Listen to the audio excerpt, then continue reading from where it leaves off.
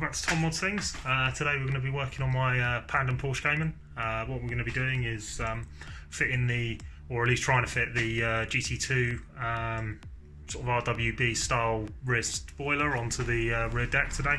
May not get it fully finished, but what we're going to do is we're just going to start trimming all the edges, getting it to line up properly so it looks like it's going to fit, and then I think probably going to have to fabricate some sort of bracketry to actually fully mount it to the deck lid, because you don't want that huge thing flying off the back of the car when you're driving down the road. I've just been lining up with the car, and I've just been sort of drawing on it basically with a Sharpie marker just to kind of make some cuts. So I'm just going to cut it, and then you'll see it sort of as I progress through and start to line it up with the rear deck. So I'll see you in a sec. Also, I don't know if anyone's like me, but I can't help myself when we're going into the shops just to have a look at the Hot Wheels selection. As you can see, sort of starting to build a bit of a wall going on at the moment with various ones. Saw a couple of cool like police cars stuff, JDM police today, which is kind of cool, and then a couple of like American trucks and muscle cars. Anyway, so some people are like that, I guess. I made last time made a little got a little GT3, made it into a keyring because it looked very similar to the car when I was doing it, which was cool. So anyway, so yeah. So weapon of choice today is the old trusty Dremel. I absolutely love this bit of kit. Use it all the time when I'm working on cars in the garage. It's just so versatile and helpful with all the various connection points as well, and bits that you can use on it. It's just kind of multi-purpose. You use it for everything. So yeah, highly recommended if you're sort of like me and want to work on stuff in the garage. I'd definitely pick one of these up. So anyway, so just going to get onto it. Going to probably just use a couple of the saw-off bits just to start chopping up all of the fiberglass and just taking off all of the large areas on it. So just to show you where the bits that I'm going to be taking off. So we're going to take off all of this section all the way along here. At the moment, this middle bit is where it really does hit on the center of the deck lid on the back, just over there. So what we're going to do is we're going to start by cutting off the rear, start to lower the back down until it kind of starts to line up, and then we'll start to shave off all these edges up here. What I'm also going to have to do is I want to try and keep retain the points to mount the grill piece in here. If anyone knows what part number I need for that, because it doesn't come with one and I can't seem to find one anywhere, that would be great. If not, I'm going to have to go and make something, which isn't the end of the world, but hey, so I'm going to have to shave the outside of this to follow the contours of the rear window down here, because currently it kind of cuts straight across. I think we can just get away with shaving to match that curvature of the lower end while still retaining all of the mounting points for the grille that goes in, because as I say, it'll be good to keep that, and we'll probably just have to shave some of the back edge off of that as well just to get it to sit right. But anyway, so just going to get onto that now. Right, just to show you the sort of cuts we've been making, here's all the bits that have come off of it. It's a fair amount that's been chopped up. Basically I've chopped sort of the lower portion of this all the way across. I've also reduced the length of this as well. So obviously at the moment this is where the two, it's made up of like 5-6 pieces that are then all kind of moulded separately and then all put together and then bound with resin afterwards. So there's a fair amount of build-up of resin in certain places, which has been a bit of a pain in the arse to get through. But anyway, so I've reduced the height of it as well as the length, and then lopped off these edges down here at the moment, leaving a more flat profile. I want to try and retain this join all the way along here, mainly because as soon as you cut this, then suddenly all the parts are just going to come really flappy. So I'm going to measure it up to the car, but what I think I might need to do is build like a grill section all the way along here to then match the deck lid, because I'm not sure I'm going to be able to get the curvature of this to match perfectly with everything else going on. So I think we can make a feature out of it, so I could get do some hex grill or something all the way across and maybe 3D print sort of little sections as they go through, but we'll work out that as and when it comes. So just going to go and get this on the car. Right, so this is at the moment. I've got to try and hold it in place, so bear with. So this is the gap that I'm going to need to try and fill all the way along, and I'll show you what I mean a little bit later. But when we kind of start to look around the side, it's getting pretty close, so I can chop a bit more off at the front.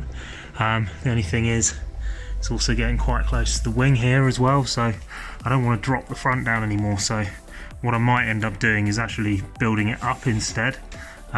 So this is kind of sitting as it needs to all the way along, just holding it in the center. So I'll need to cut this sort of section all the way along to match up, because as you can see the boot lid is just a little bit shorter. Right, so this is where I'm up to at the minute. As you can see, there's quite a bit of gapping around the bottom at the moment, and then as I said just a minute ago, going to need to create something that goes across here. What I'm thinking is using these little brackets for the moment, which are received with the kit for the uprights for the rear wing, the ducktail. And what I'm going to do is just be marking out some positions, and just to fix it in their position, I'm going to basically just mount these on each side, so drill them straight into the side of the fiberglass here to fix all this from the inside, and then also drill it straight into the deck lid as well. And then the same principle on the other side, probably put maybe another one up here, maybe do something along here where they get mounted along here, and then one kind of in the center down here, and then that should kind of hold everything in place. And then what it will allow me to do is lift this up and down, and this will kind of stay in a fixed position, and then I can start to sort of rework all these edges, because this is going to need to be chopped all the way down here, all the way along here, and then you can see just there where the boot starts again. Then all of this is going to need to be built up, blended in with the rear deck lid.